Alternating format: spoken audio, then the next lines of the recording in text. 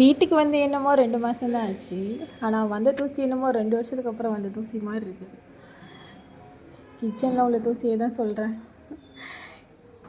கொஞ்சம் கிச்சனை க்ளீன் பண்ணலாமே அடுக்கலாமே சொல்லிட்டு எல்லாத்தையும் எடுத்து மாற்றி வைக்கலான்னு சொல்லிட்டு பார்த்தா தூசி இருக்குது, அப்படி தான் இருக்குது. எங்கேருந்து எப்படி இருந்தால் இதெல்லாம் வருதுன்னே தெரியல. எல்லாத்தையும் முதல்ல எடுத்து போட்டு எங்கள் அக்கா கிட்ட எல்லாத்தையும் துடைக்க சொல்லியாச்சு. அதுக்கப்புறம் அந்த கேப்பில் நம்ம எல்லாத்தையுமே எடுத்து பேப்பர்லாம் மாற்றி வச்சுட்டான்னு சொல்லிட்டு எல்லாம் ரெடி பண்ணி வச்சுருந்தேன்.